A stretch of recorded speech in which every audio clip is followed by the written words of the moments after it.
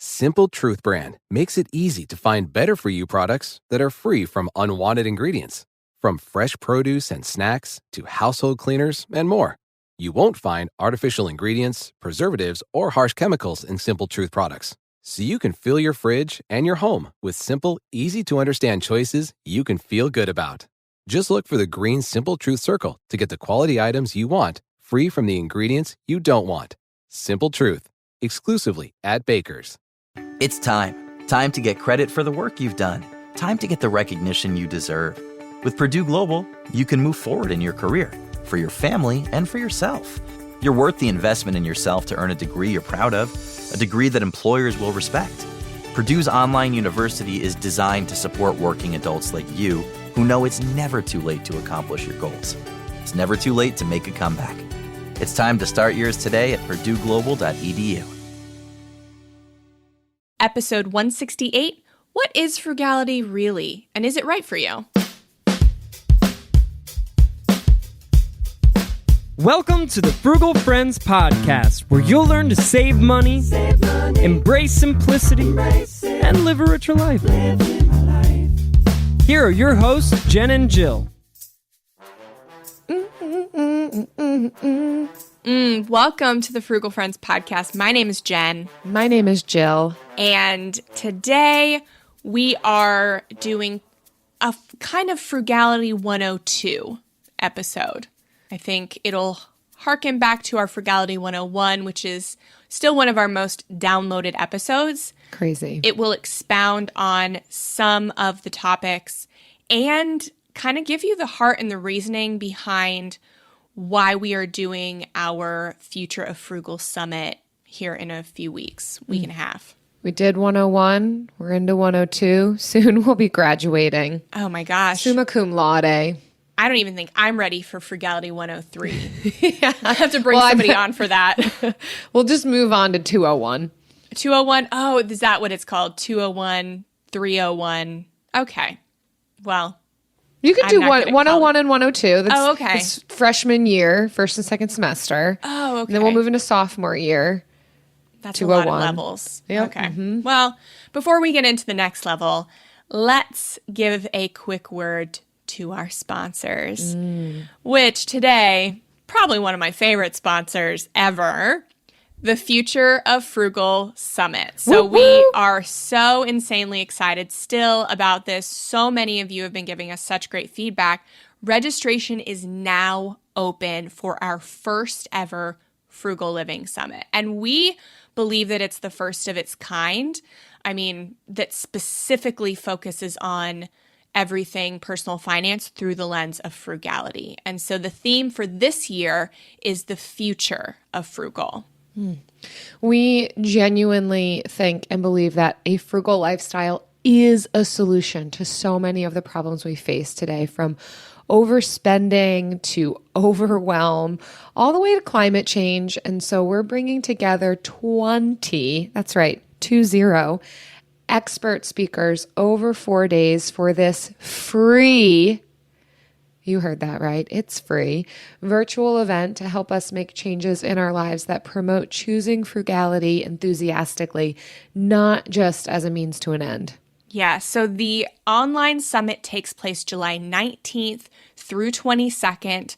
Each day's presentations go live at the same time, so you don't have to alter your schedule or your vacation.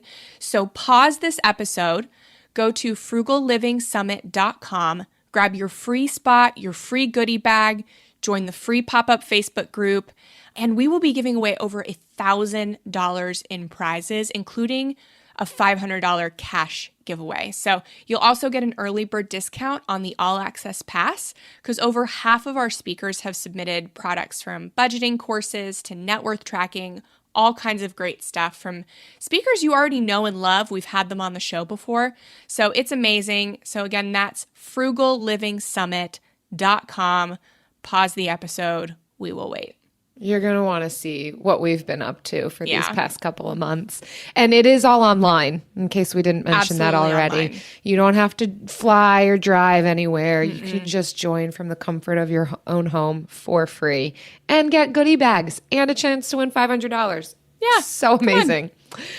Also brought to you today by definitions. Knowing the meaning of words can make all the difference, like the difference between being frugal and cheap, raw and cooked, carnivore and herbivore, safe and unsafe. Definitions can really be lifesavers. That's so true. I've been watching a lot of TikTok where there's people that actually make fun of words in human language, like bi-weekly. Oh, that's going to mean twice a week. What about every other week? That's also bi-weekly. Yes. And then the person taking down the notes on the language are like, are you sure you want to do that? Are you sure? Seems like a lot of people could be confused. And people still are. I am so confused when I see something as bi-weekly. So yeah, we're not doing that to you. Nope. We are going to give you straight up. We're going to start out with our definition of frugality.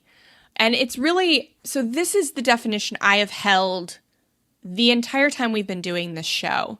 The entire time I've been working modern frugality is the definition from Wikipedia. Literally, I Googled frugality, and this is what is on the Google page. And this definitions, am I right? Yeah, and this kind of inspired how we do the show too, because when I want to know something, I Google it and I look at the first page.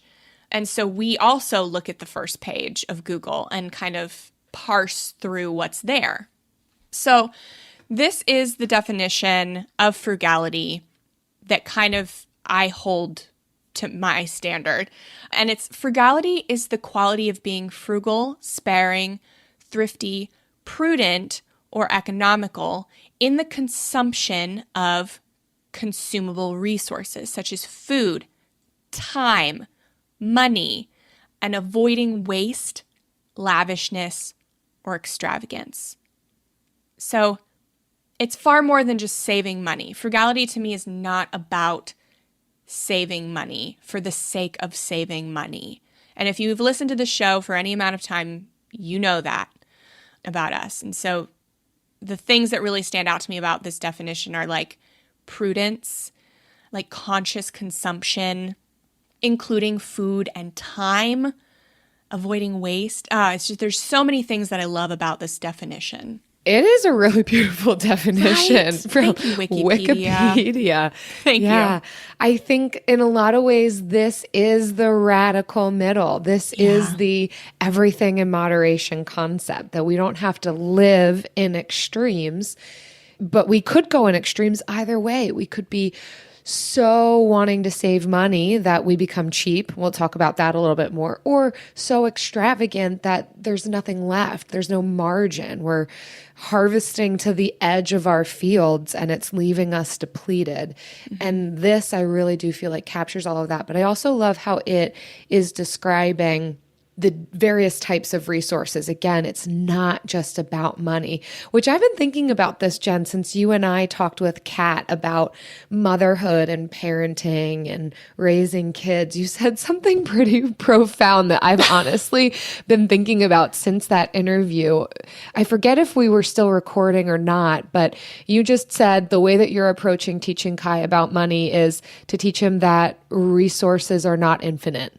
I'm just like, oh my word, it's so simple. Mm-hmm. But I do feel like that can summarize basically everything in a lesson we, even into adulthood, need to keep reminding ourselves of.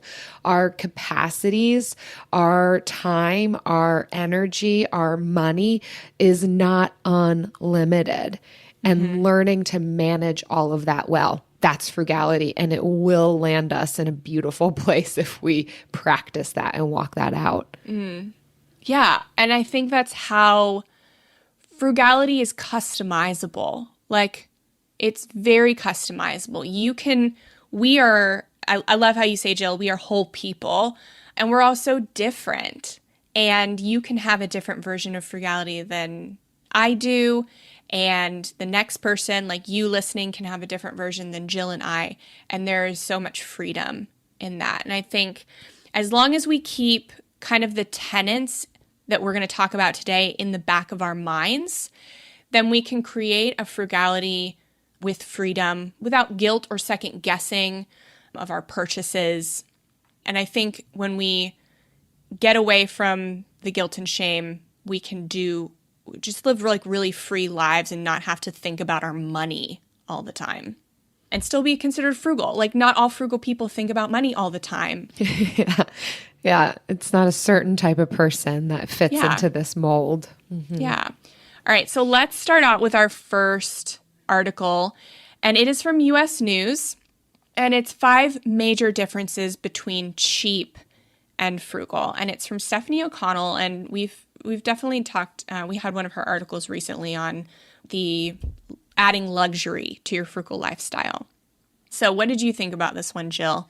I love this article. I think it's we will talk about just all 5 that they put into here, because I think all of them are really great. And again, it highlights what is frugality, because there are so many definitions. Sometimes people will use it interchangeably with being cheap, and we're really trying to pull that apart and give people a foundation upon which to build. And so the first one on here I want to highlight because I love it. I feel like this aligns with what I've said from the very beginning, would be one of my personal ways of describing the difference, is that cheap and frugal, both people love to save money, but frugal people will not do so at the expense of others. Mm-hmm. So being cheap takes advantage of others.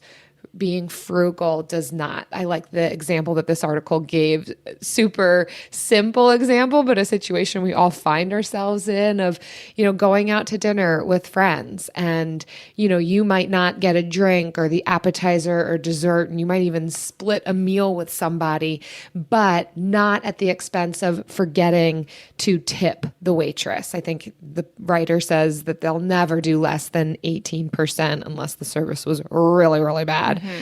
Or if splitting a check, not accidentally forgetting about tax and tip, right? It's not cheating others out of money so that you can have more at the end of it. Absolutely. And this kind of comes down to, like, you should find your core values when you are looking to be frugal, so you know what to spend on. But I think people should always be at the top of whatever your core values are. Like, in some capacity, people should be up there. And so always prioritizing your well-being, your family's well-being, and the well-being of others. Like, typically in that order. And so that comes before saving money. And so, that is why we don't love buying fast fashion or consuming the cheapest of everything, because that's at the expense of people in sweatshops. That doesn't mean we don't shop on Amazon and Walmart. Like, we're not perfect, but buying less allows us to make less of an impact in that area, or contribute to that industry less. Mm-hmm. And so, always people over money. Always. And if any of these points are beginning to align with you as you listen, then this could help answer the question of, is frugality for me? Yeah. I mean, spoiler alert, we think frugality is for everyone. If you haven't figured that out yet, that's where our aim is. This is where we're heading.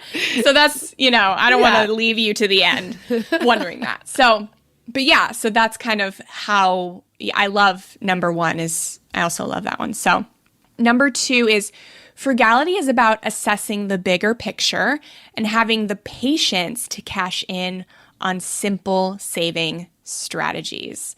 And so she says, as an avid runner, I'm not willing to buy secondhand worn out running shoes. I also agree with that. I buy brand new running shoes. I'm also a runner. I work out a lot, so I also buy brand new gym shoes.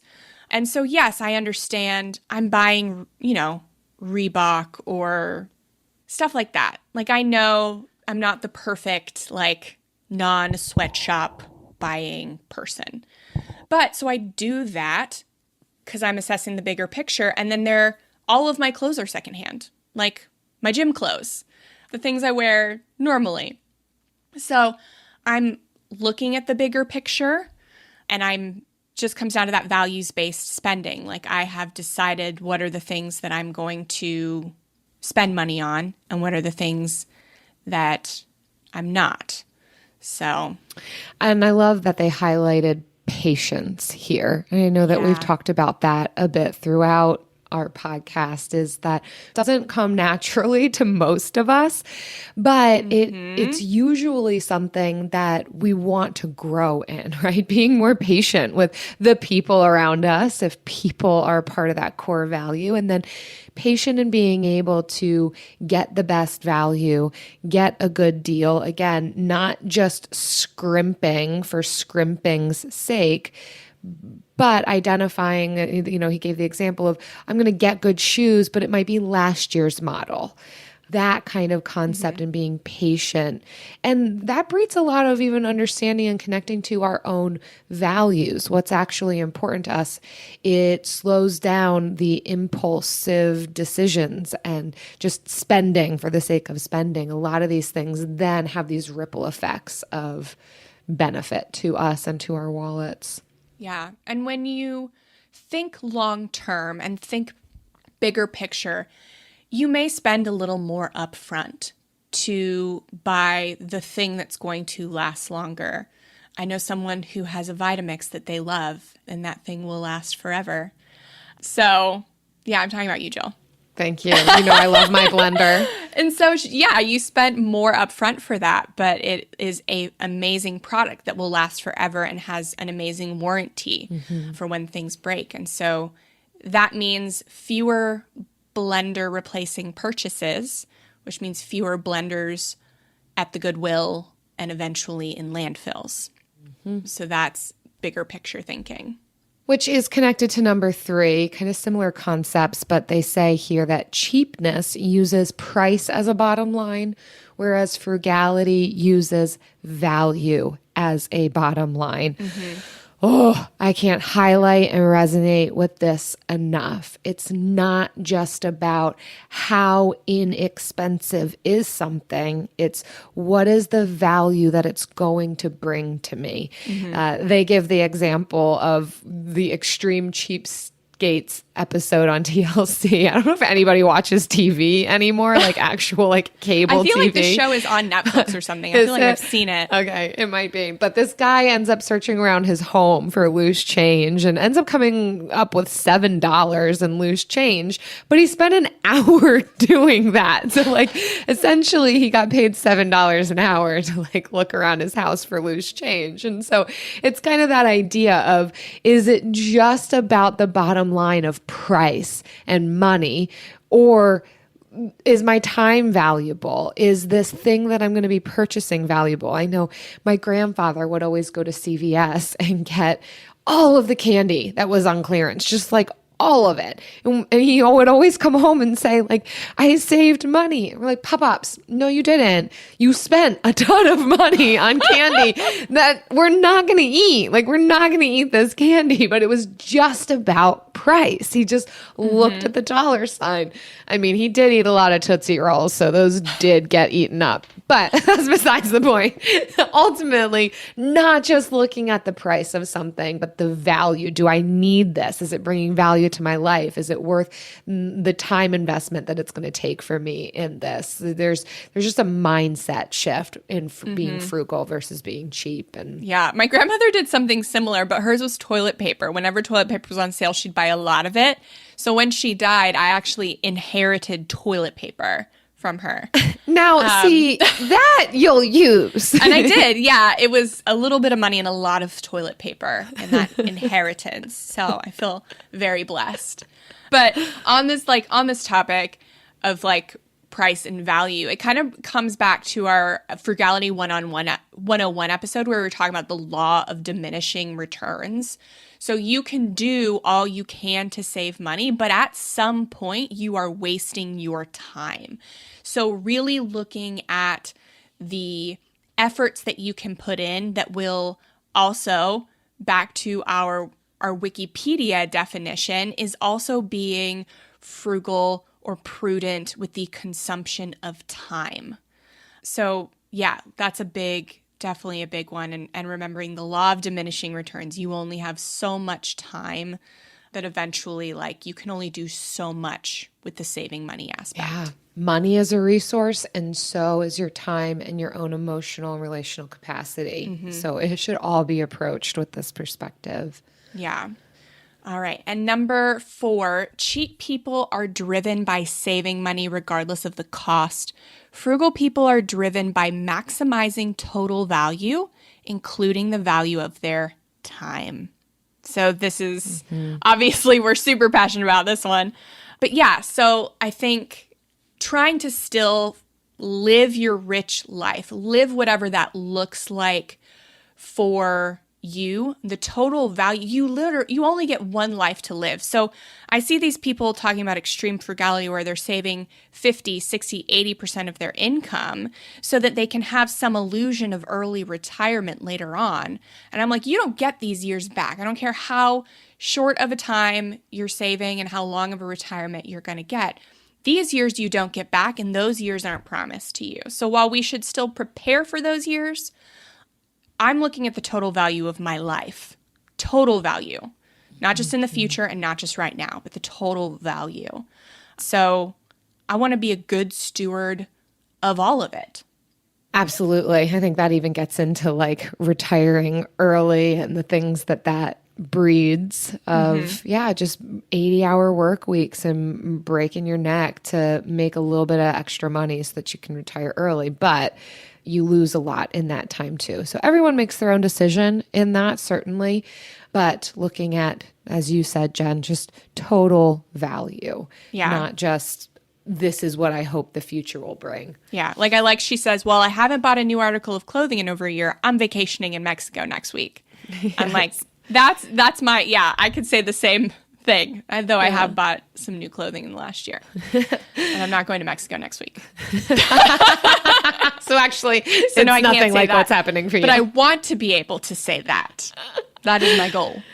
Yeah. And that's making frugality work for you, where you're going to spend on what you want to spend on, save where you want to save so you can spend where you want to spend. Last but not least, number 5 on here is being cheap is about spending less. Being frugal is about prioritizing your spending so that you can have more of the things you really care about. So again, kind of saying similar things in different ways. It's not just about the money. It's not just about the price point of something. It's about, is this actually something I want to spend on? Is this something I care about spending on? Or is this something that my friends say that I should, or I feel societal pressure to be aiming at rather than what I actually want? Like, to go back to number 4, where it was talking about, I haven't bought clothes in a year, but I'm going to go on vacation, right? So I would be similar in that way. Traveling is a priority. I will cut in other areas so that I can spend on that. Whereas somebody else might say, no, traveling's scary. I'd rather have new clothes. Okay, great. Yeah. To each his own, but make sure that it's actually aligning with your values and that you can afford it, right? A lot of this is making sure that we are stewarding our resources well so that we're not going into debt to be able to have all of the things, but saving where we can to spend where we want. Yeah, this is a big mindset part of frugality. She says those who are cheap are often afraid to spend money. That's scarcity mindset. And I feel like a lot of frugal people may say they are frugal, but they're living in this place of scarcity mindset because they're afraid to spend money. So they're really just cheap by circumstance. Frugality is intentional. You intentionally choose to be frugal for the benefit of yourself and others, not out of fear or the way you were raised or the way people say you should be spending your money. Frugality is really conscious consumption of everything. Yeah. I think this is a hard pill to swallow, but I would even go so far as to say that being cheap can cross over a line into just being greedy, where you're not spending on anything, you're taking advantage of others, you're hoarding. just to save some money, just to not spend. And even if it doesn't actually amount to a lot of money, the motivation behind it can be greed. So there is a strong even warning in this as we talk through why aim at frugality and why avoid being cheap. Yeah, and not even greed out of like malicious intent, but there are so many people in poverty that have to rely on the here. They have to think solely about here and now because that's where they are. And it can cross over into that because they're not being intentionally frugal. So it's not malicious, it's not negative. And if you feel like you have if you're living in scarcity mindset, that does not mean you are a bad person or you are doing frugality wrong. I struggle a lot with scarcity mindset. Like it is something have struggled with, am struggling with, will continue to struggle with. You may never be able to get over it. Honestly, I don't know. I don't know if I will. It's just so ingrained It's what in me. you do with that, though. Yeah, it's and that what you do with awareness it. can bring about. Yes. When you are aware of what you are doing, then you can make small steps to change it. And we don't think anybody here would be malicious in their cheapness, but it is so limiting. It is a limiting belief. And when you can make small intentional changes, then you can develop a growth mindset that may not, frugality, we said it right off the bat in our first episode, frugality will not make you rich. Frugality is not the solution to your money problems. It is a tool that goes beyond money. It is it's not a tool, it's a lifestyle that goes beyond money. Yeah. And it can be freeing when you practice it. But obviously, we recognize that there are other factors that play into it, but we still think that it can alleviate some of the burden if you are dealing with a very low income. So, Absolutely. for sure. So that was a great, great article from Stephanie O'Connell on US News. AI might be the most important new computer technology ever. It's storming every industry, and literally billions of dollars are being invested. So, buckle up. The problem is that AI needs a lot of speed and processing power. So, how do you compete without costs spiraling out of control? It's time to upgrade to the next generation of the cloud, Oracle Cloud Infrastructure, or OCI. OCI is a single platform for your infrastructure, database, application development, and AI needs. OCI has 4 to 8 times the bandwidth of other clouds, offers one consistent price instead of variable regional pricing. And of course, nobody does data better than Oracle. So now you can train your AI models at twice the speed and less than half the cost of other clouds. If you want to do more and spend less, like Uber, 8x8, and Databricks Mosaic, take a free test drive of OCI at oracle.com/strategic. That's oracle.com/strategic. oracle.com/strategic. Simple Truth brand makes it easy to find better for you products that are free from unwanted ingredients. From fresh produce and snacks to household cleaners and more. You won't find artificial ingredients, preservatives, or harsh chemicals in Simple Truth products. So you can fill your fridge and your home with simple, easy-to-understand choices you can feel good about. Just look for the green Simple Truth circle to get the quality items you want, free from the ingredients you don't want. Simple Truth, exclusively at Baker's. And really, when we were searching for our second article, I was having a hard time finding something that really spoke to what we wanted to get across in this episode, because this is kind of more of our who we are episode, not just going over what other people say, because we want you to get the heart behind this summit that we're producing. And so the next article is from me. I wrote it.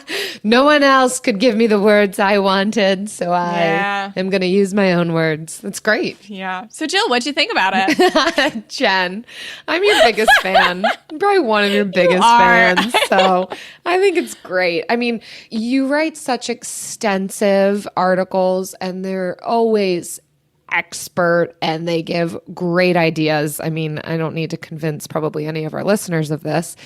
So we're only even looking at the first portion of this article because it goes into so much. You give 200 frugal tips in here. But the first portion does lay out some of the tenets of frugality and some of the benefits, which I think are beautiful. So yeah, let's talk about it. Yeah. So this is literally a 10,000 word article that I did turn into an ebook. So, Nice. But the first part really lays the foundation for what the 4 tenets we believe our brand of frugality is. And so the first is minimalism. So buying less will always save you more money than a great deal.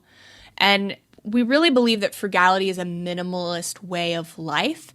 Frugality is not minimalism, and vice versa. But I mean, it's not about getting the best deal and the lowest price on stuff you don't need. I love a good Black Friday or Prime Day sale. I don't have Prime, but I do appreciate them if I have planned for something that I want to buy and cannot find secondhand. So it's not against these, the consumption of stuff, but it is pro conscious consumption.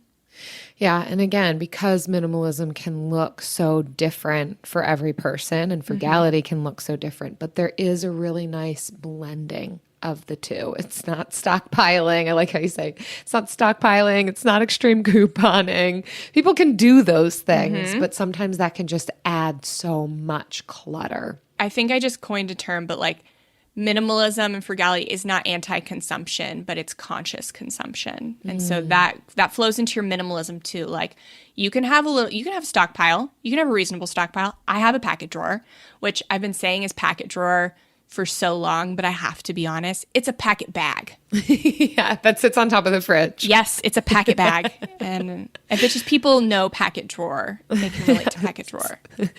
Mine's a gallon bag. The next one on here is frugal living is simplicity, right? Aiming at a frugal lifestyle will also bring about simplicity. There's a nice blending of this. This is another tenet of frugality.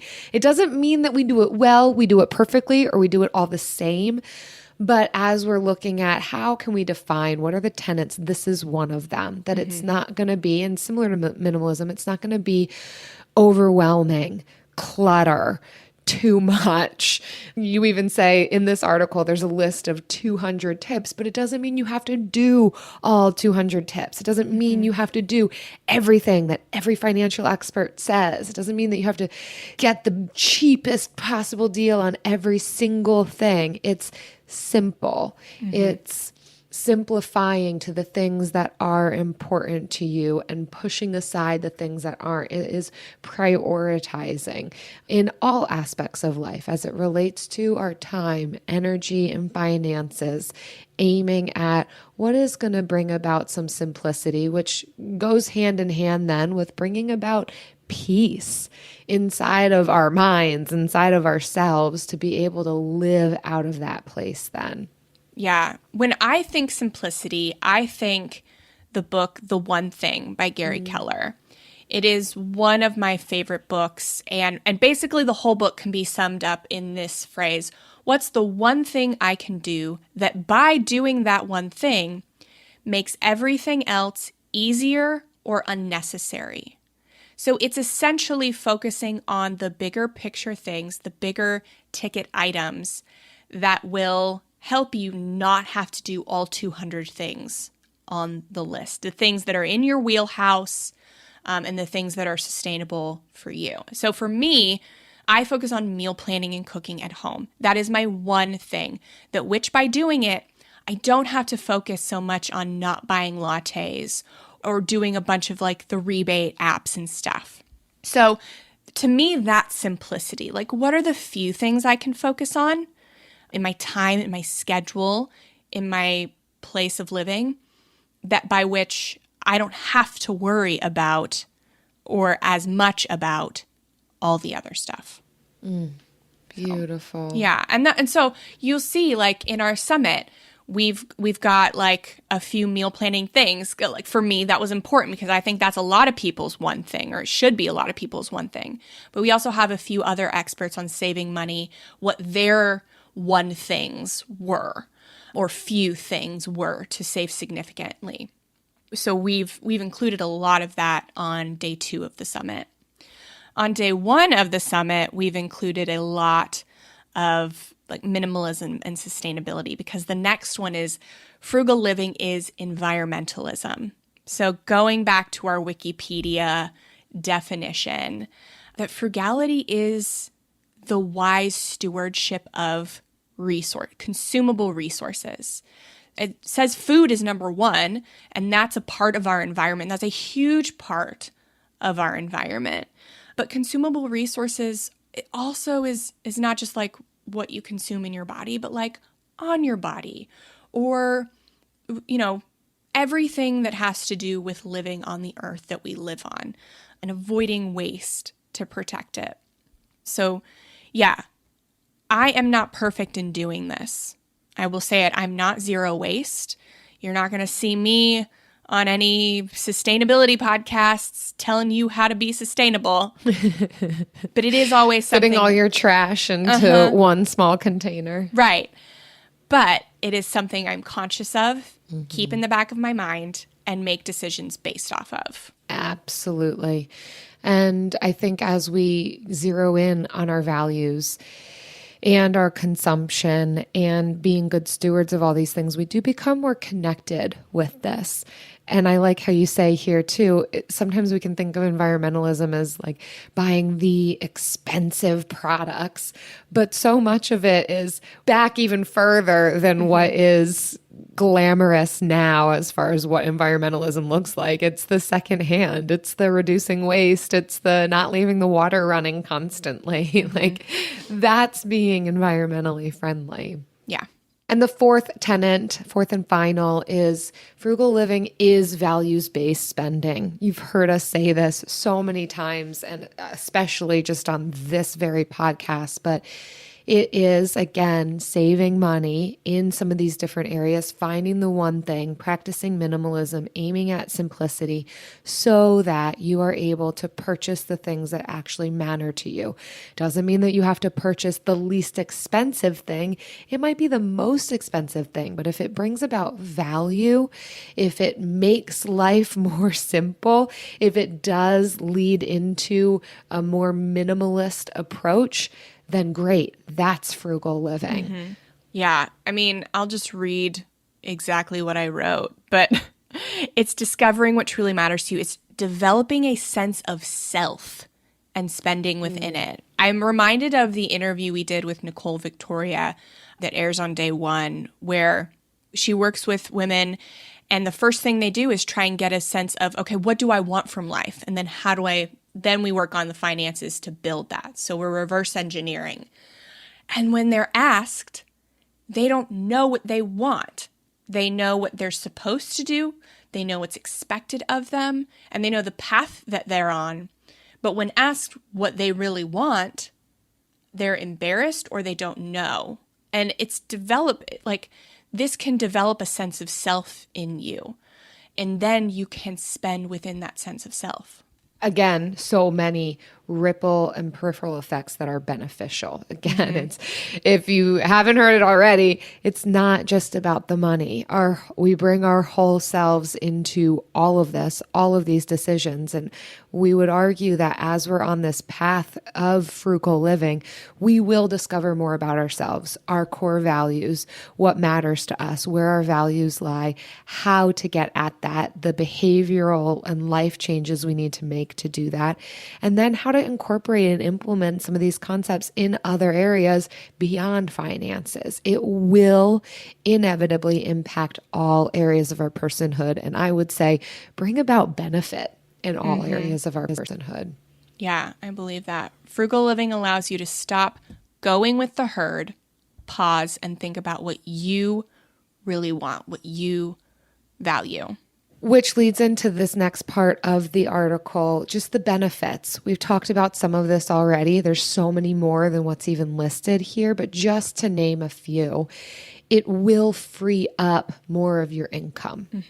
Just to put it bluntly, right? If we are more intentional about how we're spending, if we're looking at where we can cut costs and where we can spend on things that matter to us, and then when we can press the pause button on spending because we have what we need, it's going to free up income to then make further decisions towards the goals that we have in our life. It will help us to be able to handle emergencies. The way that I would define this is being proactive rather than reactive, responsive rather than reactive, that we're not just caught off guard, shocked and surprised by an emergency, but able to handle it with relative ease and peace because we've got the money for it. We've anticipated this. We're not being reactionary to it. We're actually able to respond to an emergency financially and otherwise. And it can help us to save for retirement, which is not something that we often think about, especially in our 20s, 30s, sometimes even 40s. But my goodness, will we thank ourselves, and will, if we have children, will our future children thank us for it, that we're not putting that burden onto other people, but we've been able to future think. Again, it's what frugality allows us to do, is goal set and future think. Not be reactionary, but responsive. And when you future think, you can think more about increasing your income and investing to save for retirement, to invest for retirement. Like, those are things that you can't think about if you're caught up in the stress and minutia of spending outside of your means, or even just trying to get the best deal and save as much money as possible. So both ends of that spectrum. If we find a simple version of frugality that really fits with your life, it frees up your mental capacity to focus on making money, to learn about investing and funnel money there. That's being a good steward of resources, is putting money into investments that can grow so that you have more money to do good things with. So yeah, even frugality goes outside of saving money and spending less. That's why the second half of the summit is all about earning more and doing it efficiently and building wealth and protecting it. So it's really all of that through the lens of frugality. And I mean, every single speaker, we ask them the same question at the end. Yes, that is it's the most important question. It is. It's, what's your bill of the week?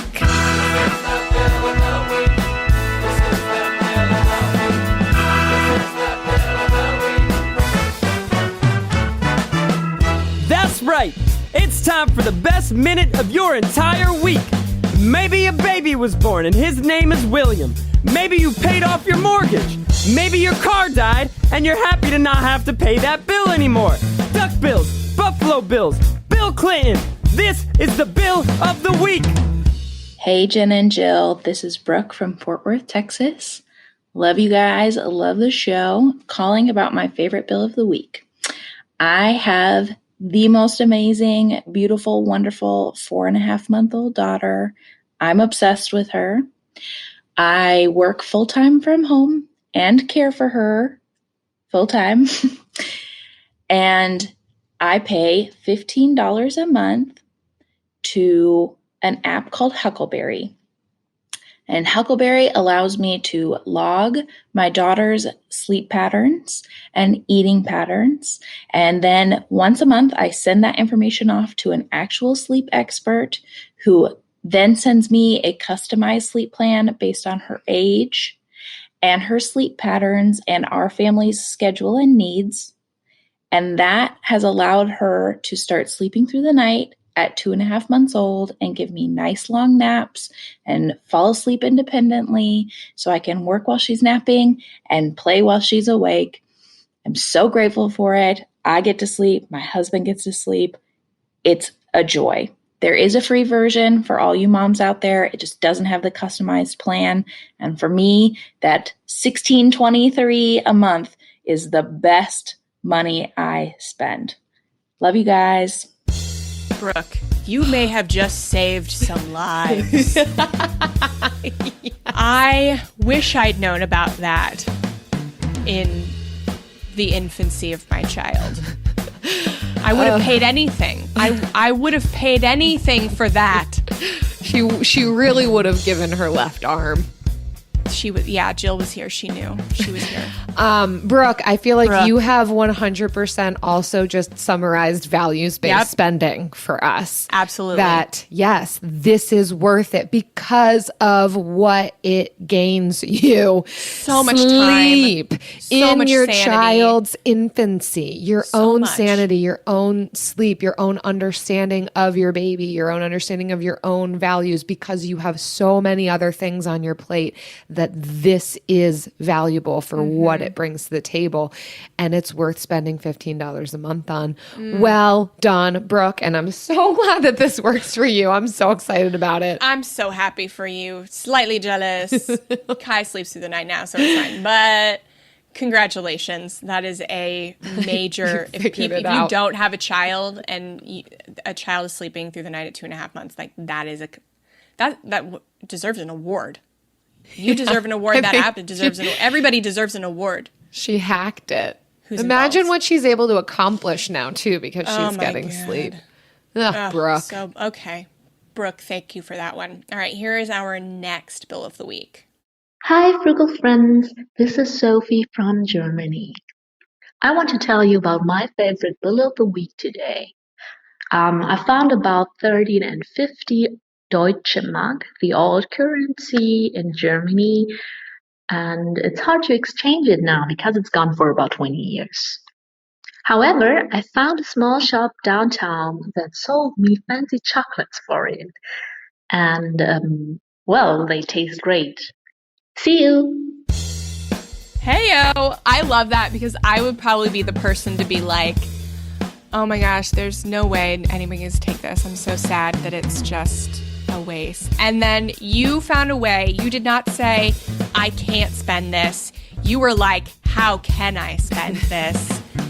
And you did it. And guilt-free, too, right? Because it didn't actually cost you anything. And you got some chocolates with it. I love that. Well done, Sophie.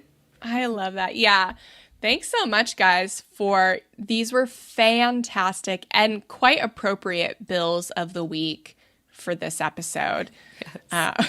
They're always appropriate. They're always some sort of frugal or off the wall, and it's just always great. Mm-hmm.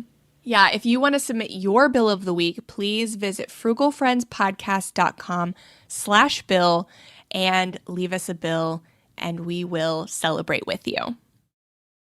Simple Truth brand makes it easy to find better-for-you products that are free from unwanted ingredients.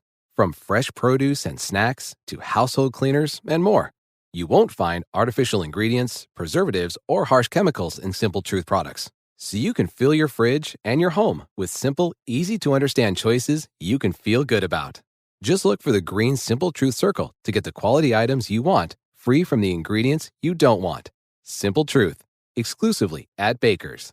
Now I'd like to introduce you to Meaningful Beauty, the famed skincare brand created by iconic supermodel Cindy Crawford. It's her secret to absolutely gorgeous skin. Meaningful Beauty makes powerful and effective skincare simple, and it's loved by millions of women. It's formulated for all ages and all skin tones and types, and it's designed to work as a complete skincare system, leaving your skin feeling soft, smooth, and nourished. I recommend starting with Cindy's full regimen, which contains all 5 of her best-selling products, including the amazing youth-activating Melon Serum. This next-generation serum has the power of melon leaf stem cell technology. It's melon leaf stem cells encapsulated for freshness and released onto the skin to support a visible reduction in the appearance of wrinkles. With thousands of glowing 5-star reviews, why not give it a try? Subscribe today and you can get the amazing Meaningful Beauty system for just $49.95. That includes our introductory 5-piece system, free gifts, free shipping, and a 60-day money-back guarantee. All of that available at meaningfulbeauty.com.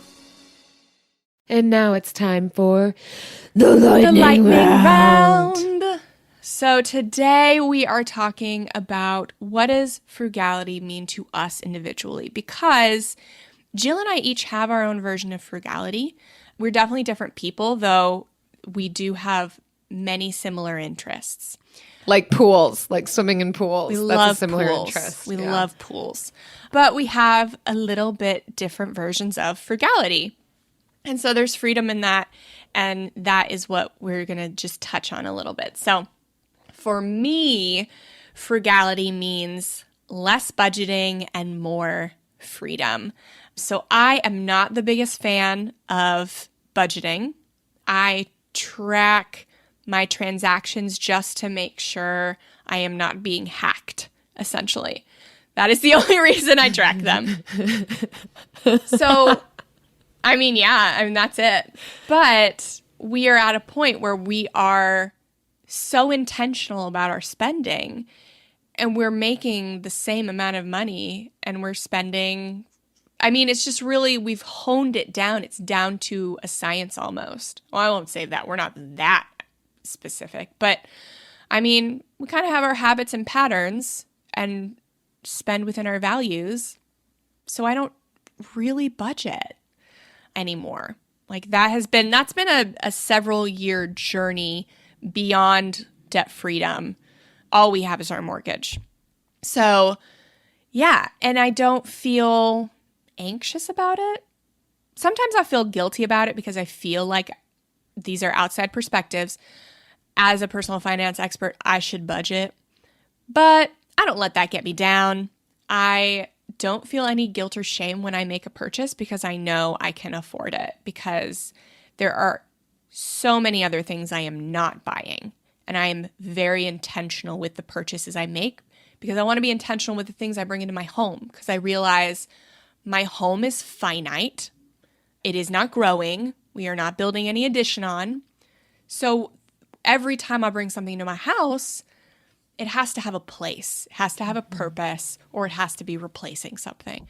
So yeah, that's kind of, I can't say that's the same version of frugality Travis has, but that's his version I have. You're working towards it. We are working. He spends a lot less than I do. Mm-hmm. He just brings more things into the house. I spend more money on things that either don't come into the house or don't stay in the house. Not budgeting is not synonymous with spending frivolously, though. Mm-hmm. Like you've said, you know what your expenses are. You've got a lot on automatic payment. You've cut some of these variable costs like grocery shopping. You know how much you make every month. So you are aware of what you can and can't spend. And then there's just the reality that you're just not spending a lot. So it's not to say I don't budget, therefore that means I'm just buying whatever. And yeah. So there's still intentionality to it. Yeah. It's we spent years budgeting, years every month, and being very intentional about it. And now we are at the point where we feel like we've honed in on who we are. A lot of self-discovery. And when you're married, or have a partner, it's discovery of your partner as well.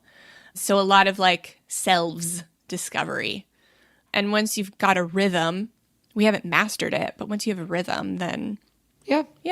So that's what frugality affords me. I am a personal finance expert who doesn't have a monthly budget. I love it. Be you.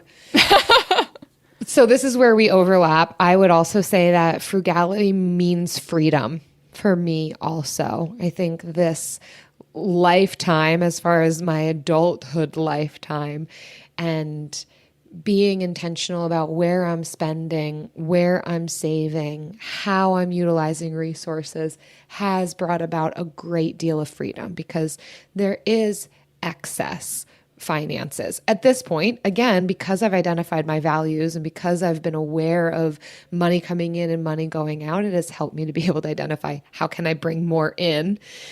And then that creates freedom to know that I can spend where I want to spend and save where I want to save. I think it has also meant minimalism. For me, I have found a good deal of peace and freedom in being content in having a little, identifying what is helpful, what's convenient, what is going to bring value to my life, like my blender, you know me.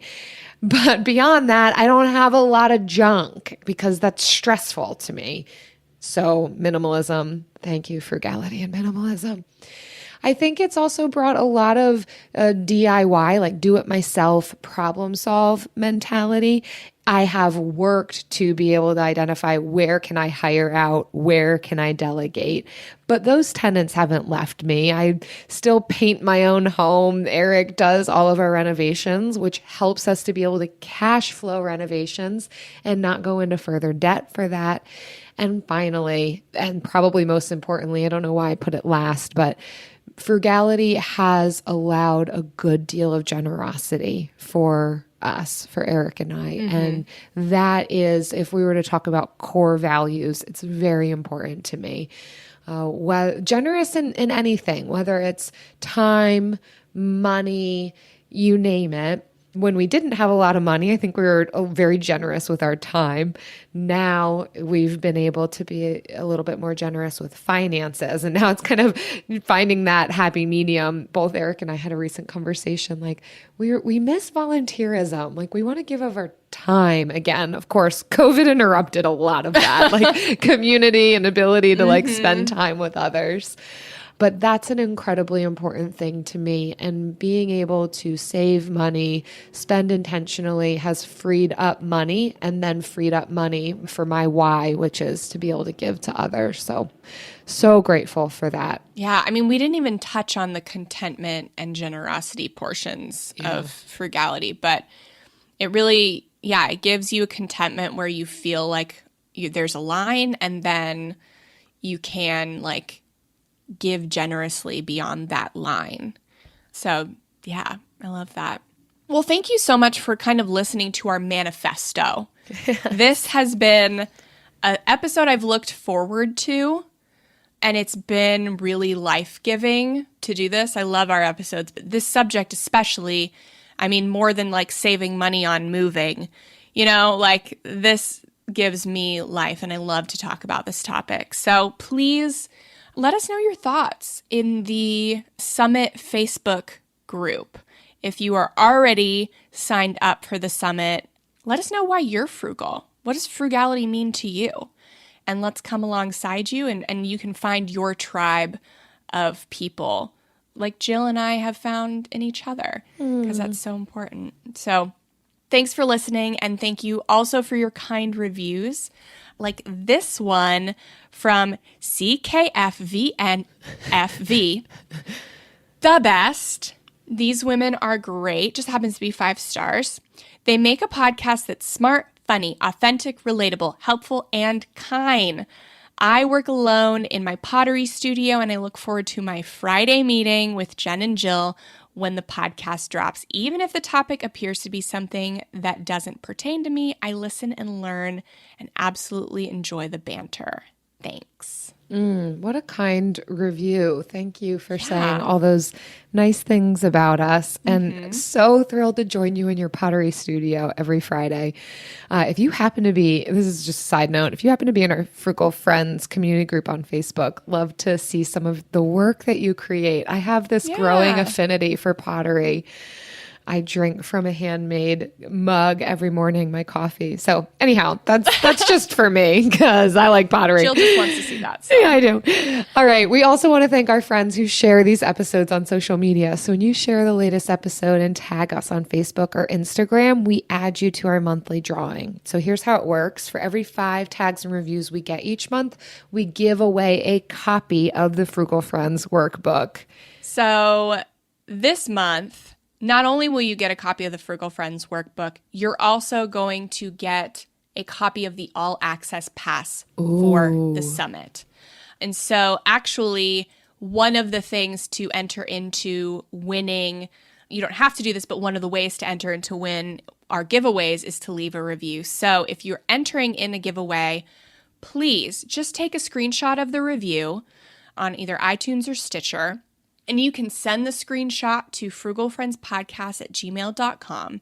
You'll be entered to win our giveaways at the Summit. You'll be entered to win an all-access pass. And if you buy one, we'll give you a refund, should you win, and a Frugal Friends workbook. So please don't forget. I'm gonna review us. Yeah. Don't forget to share, leave a review, whatever. Sharing also is one of the ways to enter. So literally any of these things. Yeah, just leave a review, share us on Insta, and you'll be entered. And there's so many opportunities to win so much stuff. So just giving do it. away this month. Do so much it. generosity. Ooh, you know we like that. Yes. All right, friends. See you next week. Bye. Frugal Friends is produced by Eric Siriani.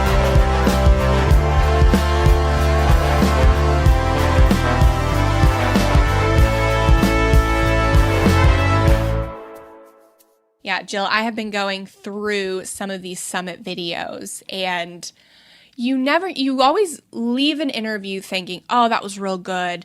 But then later you're like, was it good? Did I just have a fun time hanging out? Are people going to get something out of this? Yes. And so I've been going and re-listening to these interviews, and I'm like, yes, this makes sense. This is actionable. This is gold. Mm-hmm. Like, these are things that all coming together are in one place, and it would take you years to Google everything that you're going to get in 4 days. It's like a greenhouse for growth. Yeah. You just kind of immerse yourself into all of this. And yeah, I mean, there's at least one big takeaway from every speaker. So you talk about 20 speakers.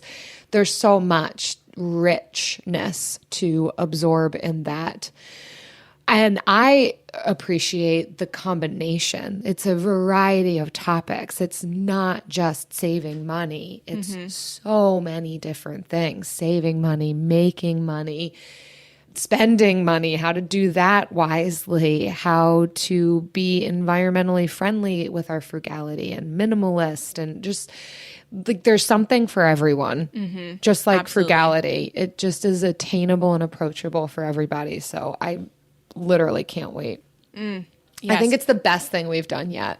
It is absolutely the best thing we've done. I mean, the podcast is really great too. We've been doing that for over 3 years. Yeah, but it has led to us being able to do this on a scale that we wouldn't have been able to do without the podcast. But this is definitely something, gosh, yeah, it's just great. So frugallivingsummit.com.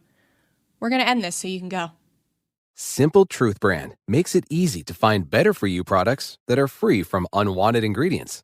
From fresh produce and snacks to household cleaners and more.